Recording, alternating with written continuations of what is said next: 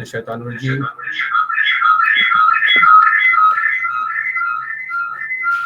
Bismillahirrahmanirrahim. Thank you everyone. On behalf of Power Engineering Society, IEEE Art and Region, Karachi, I welcome all of you for participating in our third webinar on NEPRA laws. The third one will be covered the connection code and the protection code. हम ये कोशिश कर रहे हैं कि इसमें मजीद नए topic को शामिल किया जाए। कोविड की वजह से ये ज़्यादातर वर्चुअल सिलसिला चल रहा है 1 साल से, और इंशाल्लाह जैसे इसमें बेहतरी आएगी हम फिर फिजिकल भी ऑर्गेनाइज करेंगे। मैं अब तमाम हजरात से ये भी रिक्वेस्ट करूँगा कि अगर कोई नया टॉपिक हो या जिस टॉपिक में लोगों को मज़ीद इंटरेस्ट है वो टॉपिक हमें लिख के भेज दें, ताकि हम कंसर्न स्पीकर से रब्ता करें और ये वेबिनार ऑर्गेनाइज करें।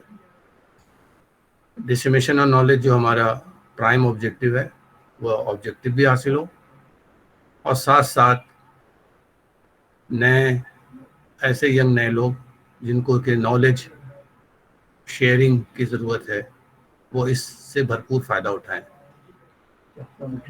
तो आप सबका बहुत शुक्रिया। अब मैं हवाले करता हूँ अपने स्पीकर को कि वो ये प्रेजेंटेशन शुरू करें। Thank you. अस्सलाम वालेकुम viewers. Today is our third session for NEPRA distribution code. And last time what we discussed were distribution planning code and the distribution design code.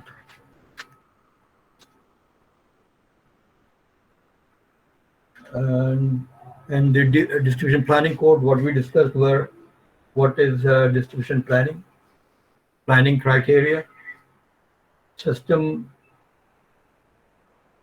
facilities, load assessment and demand planning, maps and records, SIPs and loss reduction. All these points were covered in the distribution planning code subcode, and the other subcode that we discussed were distribution design code. And in that subcode, we discussed about this design standard criteria, design criteria for distribution lines, and design principles and earthing. These 4 points were covered in the distribution design code last time during the last and the second last session. I'm your advisor consultant for this NEPRA distribution code, Rifat Ali Rizvi, and today I'll be presenting this connection support and protection support, followed by a question answer session, and if the time permits. Otherwise, kindly I'll request you to kindly send your questions, and later on we'll be replying you individually or through the emails. So welcome, gentlemen. Firstly, I will be discussing about this distribution connection code. You already have discussed this distribution planning code, and now I will be looking for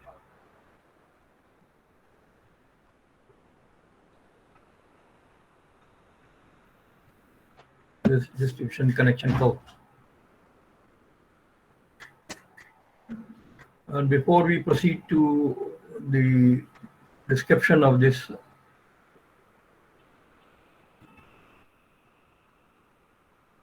I will refer this to a complete, what you are seeing is a diagram representing a typical electrical power system from generation to the consumer end. And traditionally,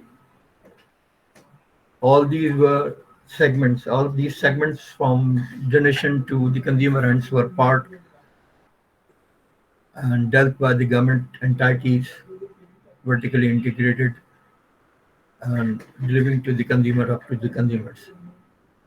But due to the changes in the market now, the transmission and the distribution and the sub-transmission and all these segments have been privatized, and different companies have come into play and playing their own role. Now, for example, these transmission lines, new transmission in the private sectors are coming up, like this DC line, which is Bihari to Lahore, perhaps 700 kV DC transmission line is in the private sector. So these private lines are to be connected to the distribution companies or the transmission network. And there are other players also, embedded generators are into the market, and the customers who have their own generation. And the individual consumers, as well as the societies and the builders and the new cities coming up, are connected to the network of either the NTDC or the individual distribution companies.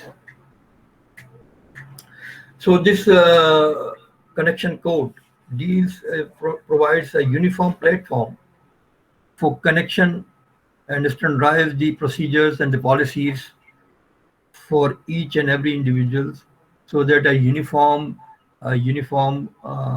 code of conduct could be established. So the purpose of this standard will be primarily dealing with the connections offered by the licensees to the individuals or the connecting parties to their network. And the basic principle which is employed for providing these connections is use of the system principles.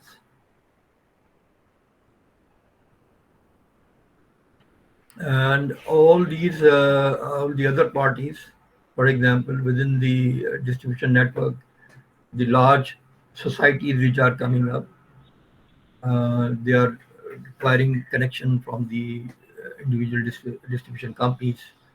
They submit their own proposal, etc.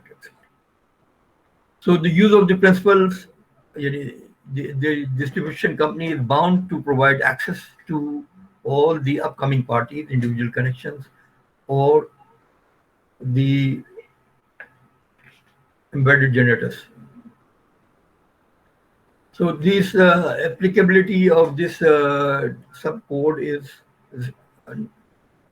basically around to all the generators, embedded generators, independent generators, other distribution companies, externally connected consumers, externally connected parties, bulk power consumers, the supply of 1 megawatt and above.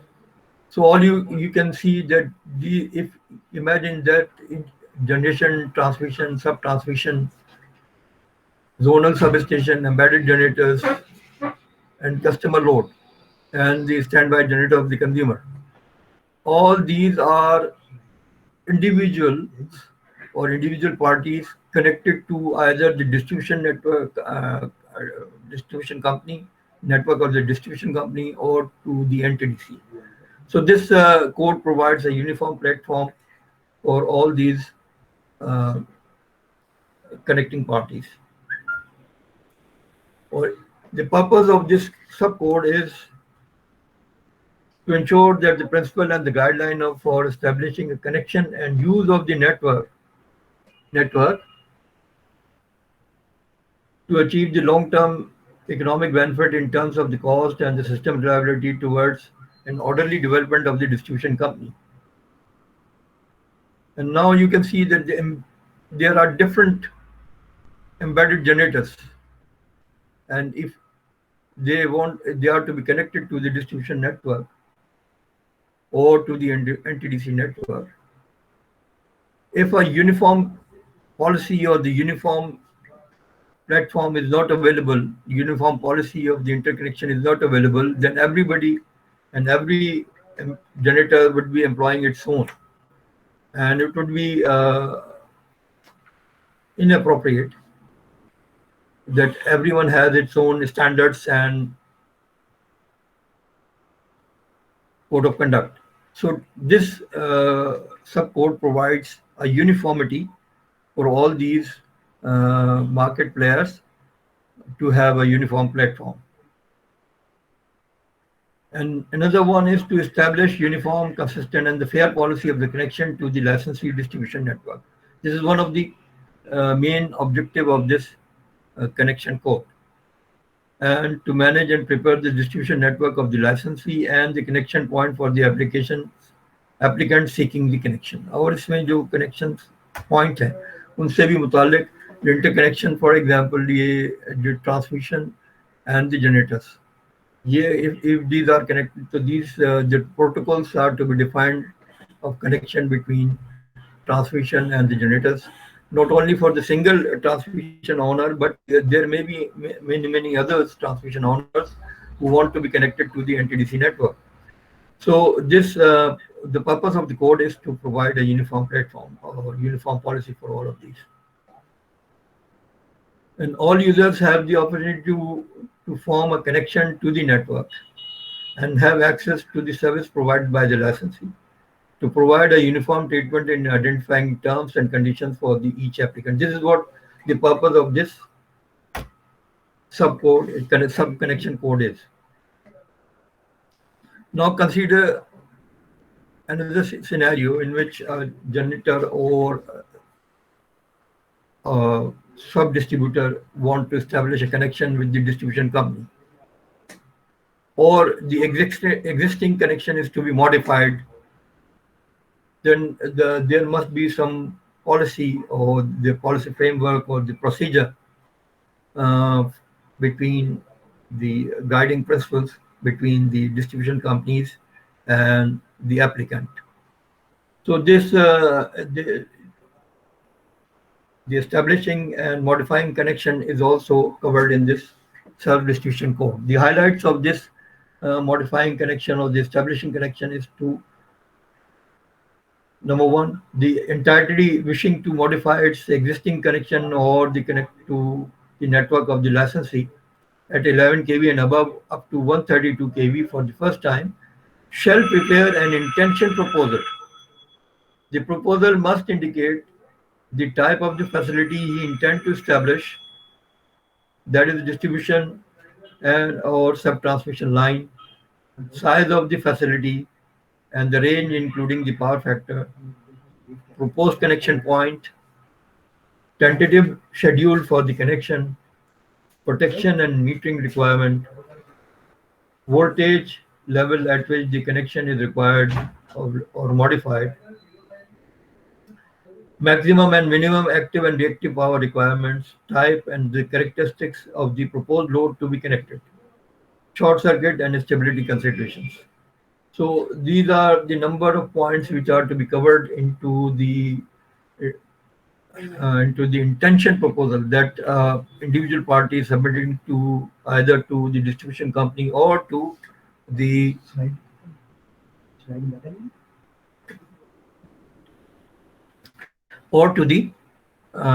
NTDC. So these are the some of the salient features required to establish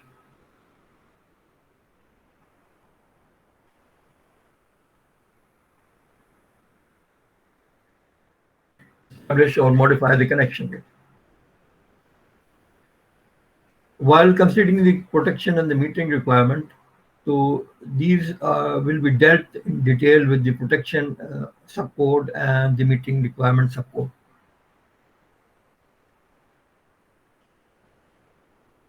And when you have submitted, one has submitted his intention or the proposal to the distribution companies or to the NTDC.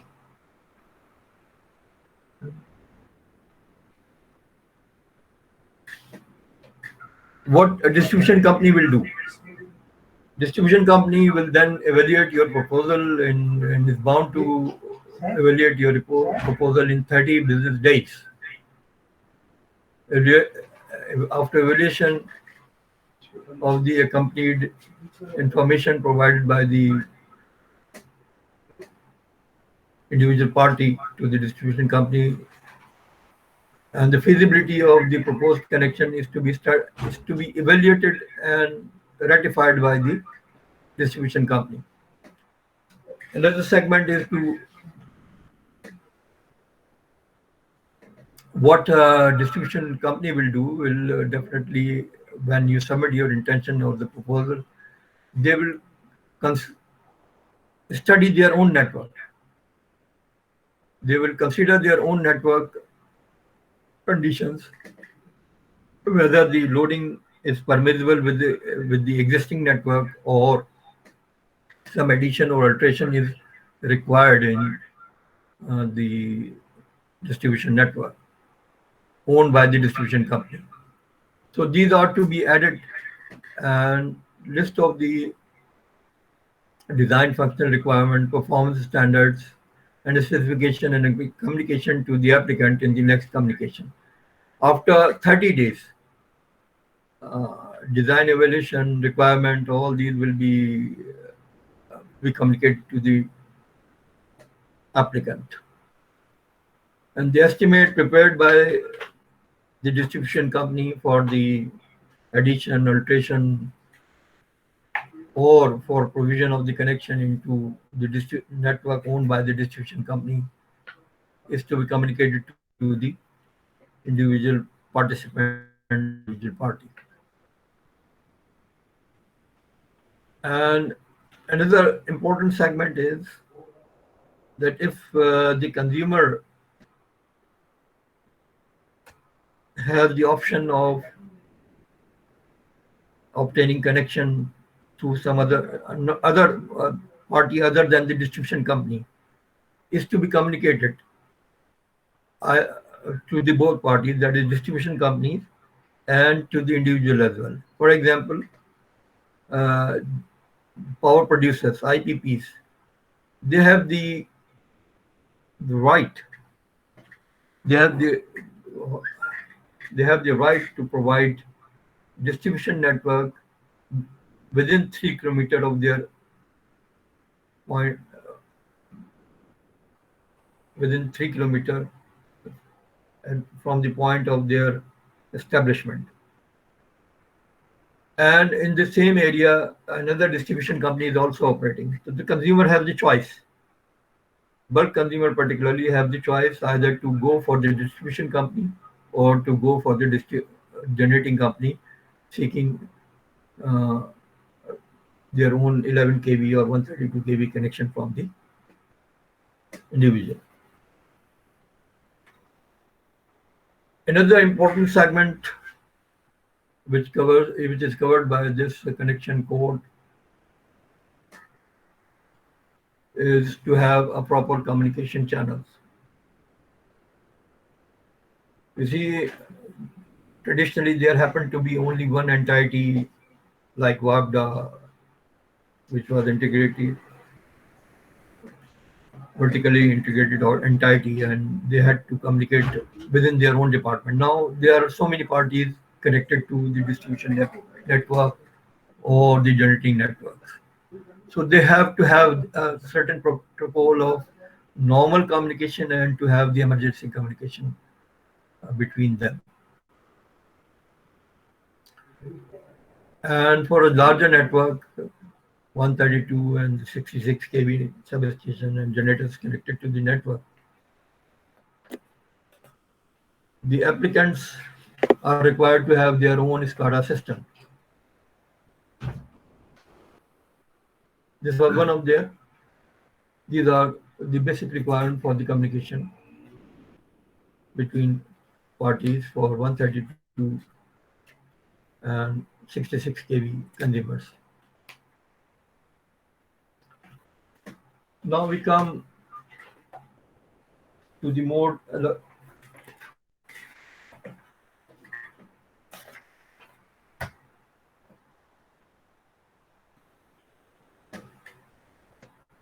to the technical requirements. So far, we were discussing the soft requirements, now the technical requirements.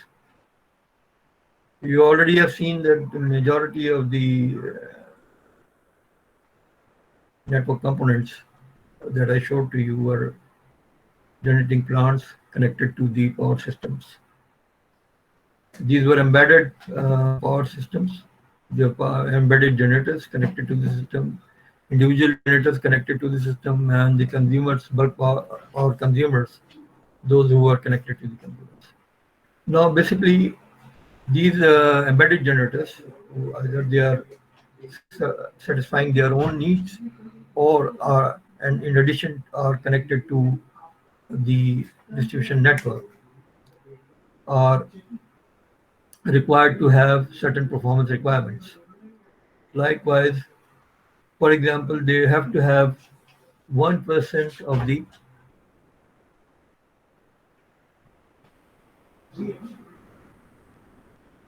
variation is 1% of the variation in frequency is allowed, and they have to transmit the power or distribute the power,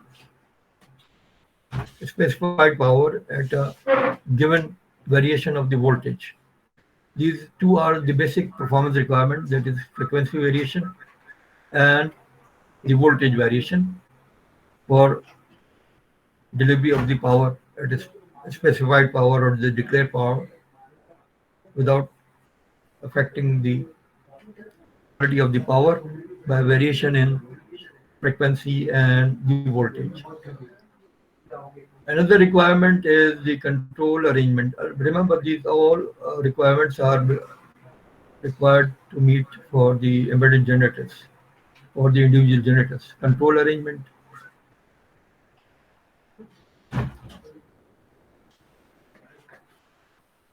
and for the control generators, you have to have an automatic generator excitation control system. AGC is required to control the generating unit or the power system. This shall be dependent upon the size and the type of generating unit and the network of the licensee. System to which the generating unit shall be connected and the provision of the grid code if applicable.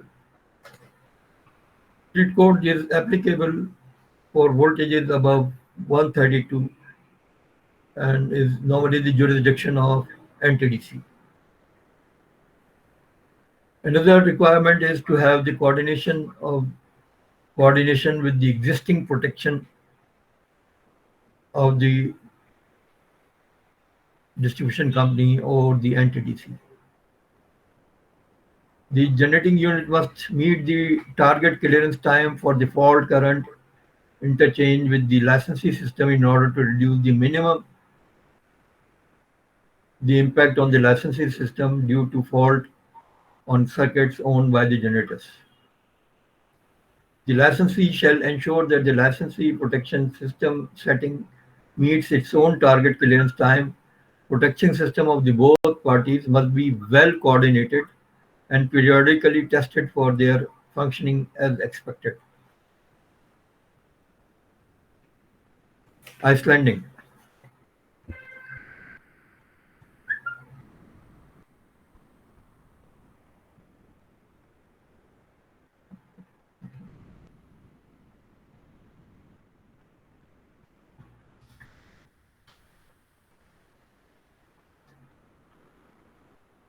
Now we see a network in which a renewable energy plant is supplying to the common network.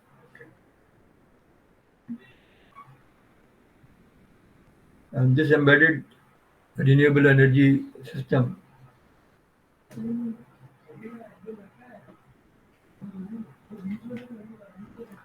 during emergency condition become detached from the main network. And now it is a discretion of the licensee to allow the embedded generator to be reconnected or remain standby. So this condition is known as embedded ice landing condition, in which although the generator remains active and energized, but due to the fault conditions or just to ascertain the conditions in which the embedded generator is to be reconnected to the network is the discretion of the licensee. So this ascertaining condition is important with respect to while this is to be integrated into the agreement of while you have the connection agreement with the parties. Another important dimension is to have in consideration the black start capability of the embedded generator. The generator is to inform the licensee that in the event of the uh, restart of the generator, that external connection is required or not.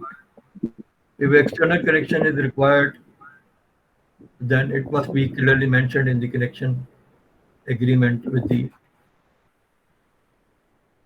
between the licensee and the embedded generator. And next is to have this frequency in the voltage control. Each generating unit must be fitted with the fast-acting proportional speed governor and unit load controller or equivalent control device to provide frequency regulation under normal operating conditions. And the generating unit must ensure that a continuously acting automatic exciting control system is provided to manage control terminal voltage control of the generating units without instability over the entire operating range of the generating unit. The requirement of the excitation control facilities shall be included into the connection agreement. This is what we had discussed in the last point, that black start capability must be mentioned in the agreement between the licensee and the embedded generator. So in this connection code, we have discussed so far the introduction, the applicability, the purpose and aim of the code, establishing connection and the modifying connection.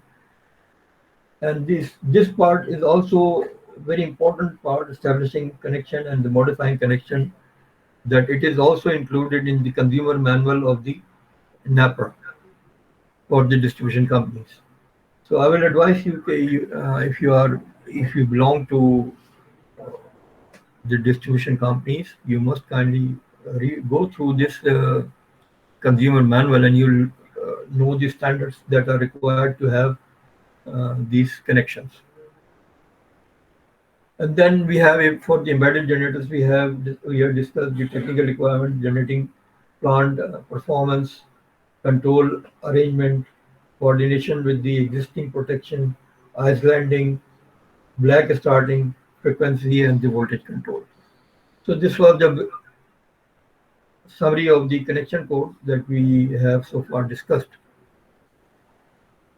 Now we move on to our next subcode of the protection requirement. Remember that what we are dealing with is the distribution company which has the license of voltages up to 132 kV. And above 132 kV, it is basically the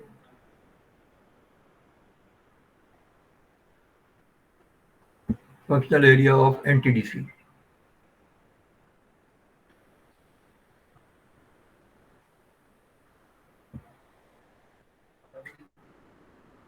The functional area of NTDC is above 132 kV. So we will be restricting ourselves to only up to 132 kV. So the licensee shall use the protection system for its network in coordination with the NTDC, because the NTDC is the body which coordinates the high voltage transmission, primary transmission, secondary transmission, and the sub-transmission network. So the coordination of the protection between the NTDC and the distribution company is inevitable. And the substation that the grid station, or whatever you call it, substation, of the distribution companies are within the range of 132 kV and 66 kV. And the protection requirements of these two include the busbar protection. Number one is the busbar protection, which is composed of differential relays, and the transformer protection at the grids is composed of differential relays, Buchholz relays, low oil relay, winding protection, winding temperature rise relays, overcurrent relays, earth fault relays, and pressure relief for the high voltage and low voltage side. Whereas the transmission line protection is covered by over current relays, distance relays, earth fault relays, over and under voltage relays, under frequency relays, breaker failure relays, and lightning protection. And the proper earthing is also essential. We have some in the design code. We also have discussed the earthing as well, but here we also discuss this one to ensure that the protection relay operation and the DISCO licensee must ensure that the neutrals of these substation transformers are securely connected.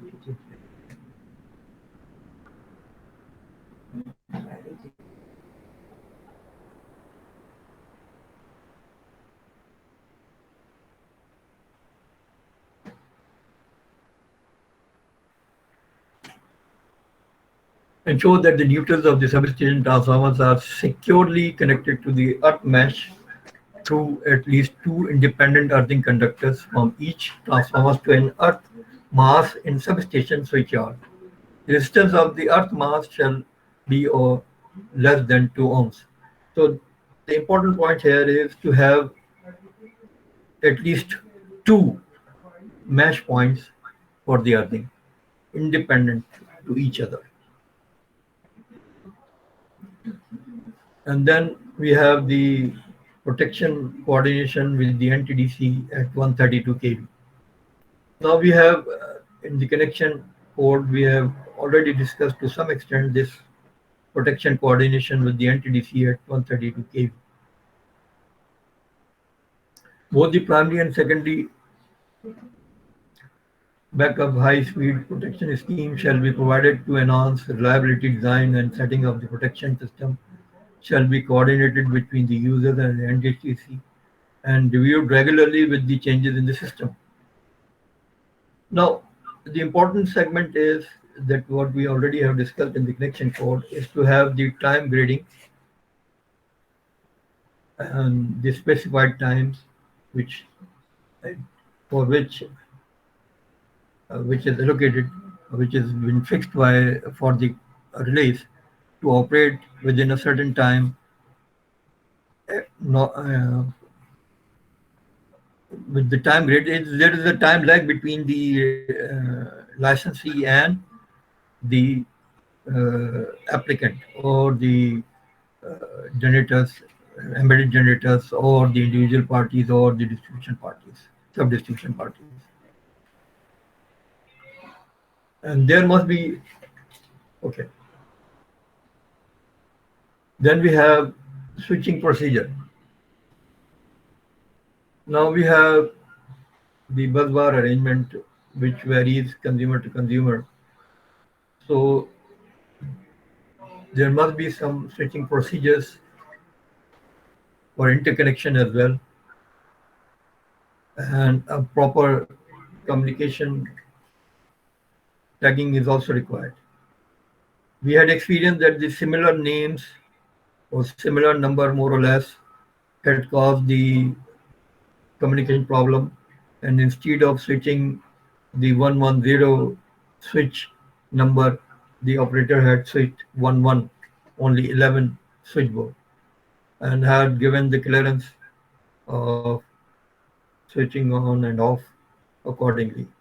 So the gap or the transportational error, this transportational error of communication had caused the accident in the past as well.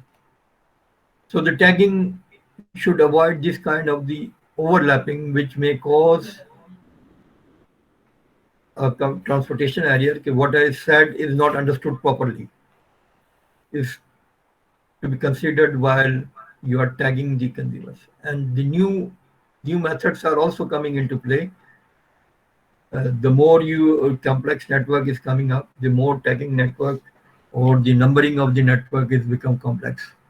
So there must be proper communication between the operators and the licensees, and there must be some procedure in place for proper communication within the licensee network and outside the licensee network. So this is what we had to. Yes.